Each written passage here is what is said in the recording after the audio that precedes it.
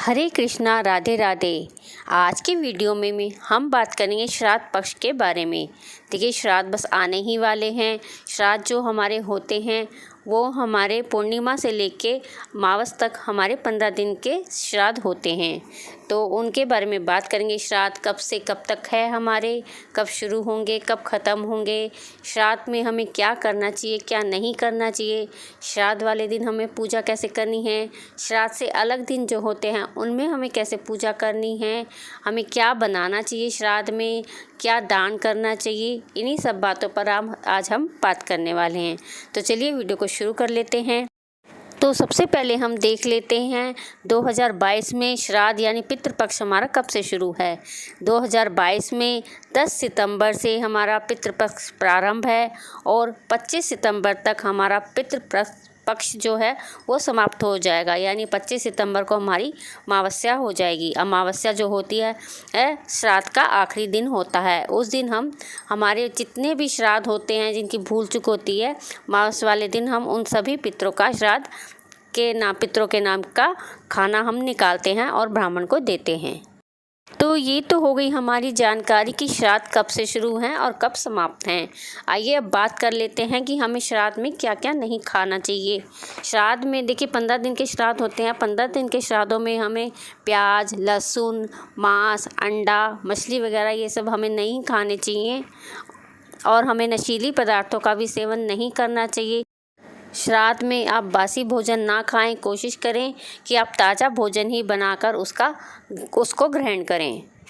देख लेते हैं कि हमें पूजा किस तरह से करनी चाहिए। देखिए 15 दिन के श्राद्ध जो होते हैं उसमें हमें पीपल पर जल ही रोज़ ही देना चाहिए। डेली हमें स्नान करने के बाद, पूजा करने के बाद पीपल को ज़रूर सींचना चाहिए।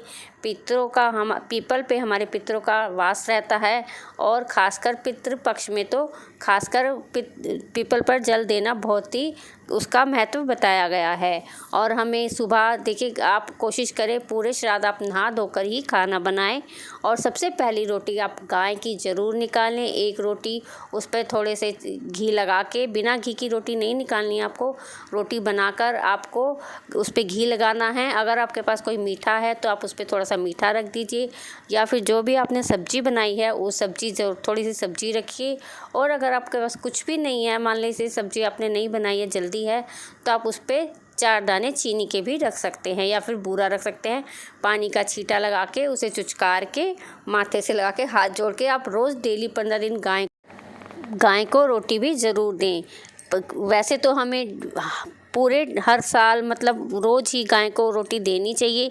अगर आप रोज़ गाय को रोटी नहीं दे पाते हैं तो श्राद्ध में, पितृपक्ष में आप 15 दिन गाय को रोटी अवश्य दें। सुबह नहाकर ही खाना बनाएं और कोशिश करें कि पहली रोटी आप गाय की निकालें। अगर आप देखिए स्नान करे बिना बनाएंगे तो आप गाय की रोटी नहीं निकाल सकते हैं, तो इसलिए आप नहा कर ही खाना बनाएं और गाय की रोटी ज़रूर निकालें। और फिर आप गाय की कथा सुनें। गाय की कथा किस तरह से है उसकी वीडियो हमारे चैनल पर पहले से ही है, उसका लिंक मैं आपको डिस्क्रिप्शन बॉक्स में दे दूंगी, आप उसे भी सुन सकते हैं। अब चलिए बात कर लेते हैं कि श्राद्ध वाले दिन हमें किस तरह से श्राद्ध करवाना है, ब्राह्मण को बुलाना है और किस तरह से क्या दान देना है और कैसे पूजा अर्चना करनी है।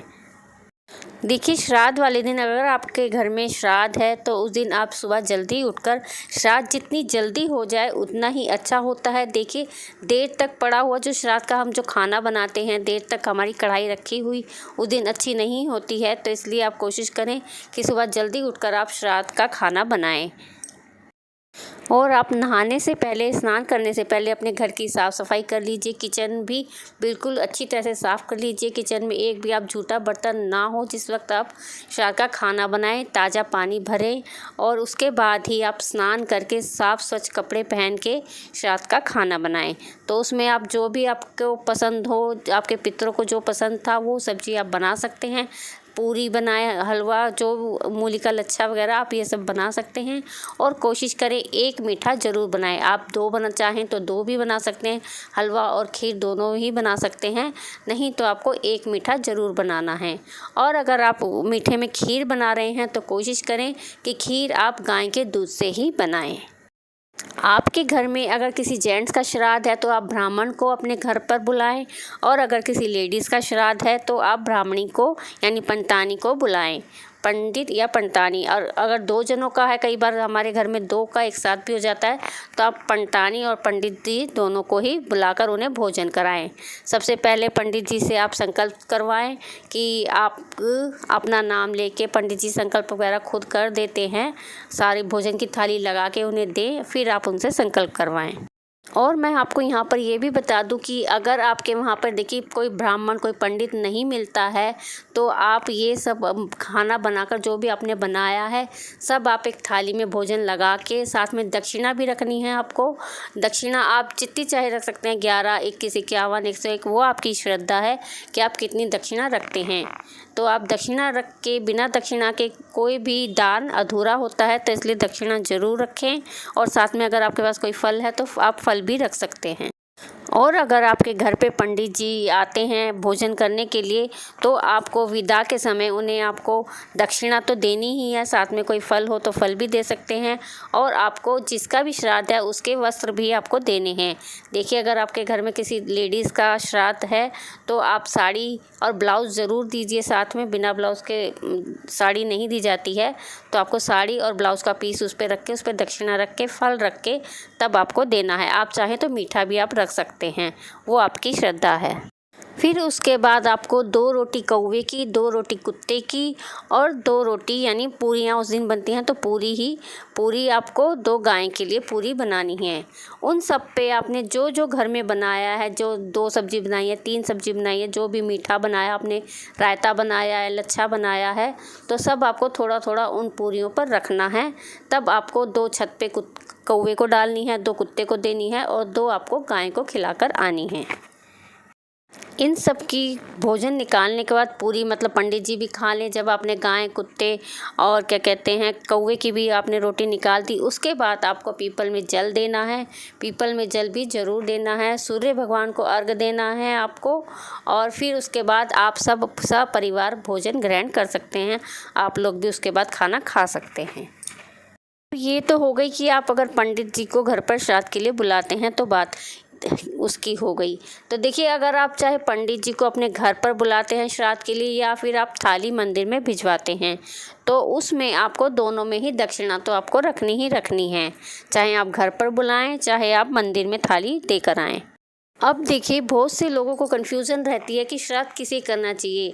अगर वे 2 भाई हैं, बड़े भाई को करना चाहिए श्राद्ध या छोटे भाई को करना चाहिए।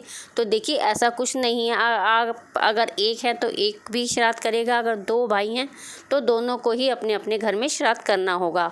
और अगर 4 भाई हैं तो चारों को भी अपने अपने घर में श्राद्ध करना चाहिए।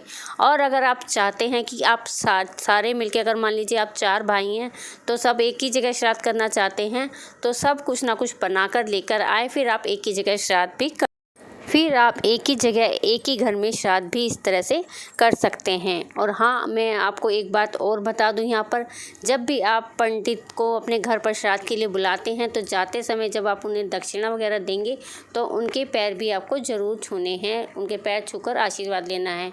उस दिन आप ये मत सोचिए कि वो पंडित जी हैं, ये सोच के आपको पैर छूने हैं कि वो आपके बड़े बुजुर्ग हैं जिनका आपने श्राद्ध किया है।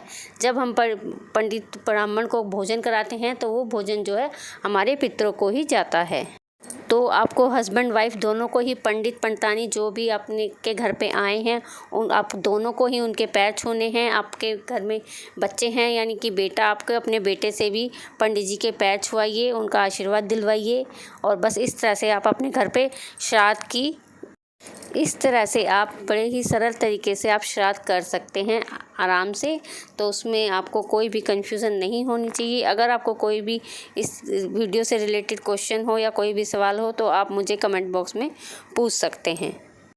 आई होप आपको मेरी यह वीडियो पसंद आई होगी। अगर आपको मेरी यह वीडियो पसंद आई हो तो वीडियो को लाइक करें, ज़्यादा से ज़्यादा वीडियो को शेयर करें और चैनल को सब्सक्राइब करना भी ना भूलें। हरे कृष्णा, राधे राधे। यहाँ पर मैं एक बात और आपके साथ शेयर करना चाहूँगी, मैं बीच में भूल गई, कि आपको बिना कुछ खाए ही श्राद्ध का खाना बनाना है। आपको मुंह झूठा नहीं करना है।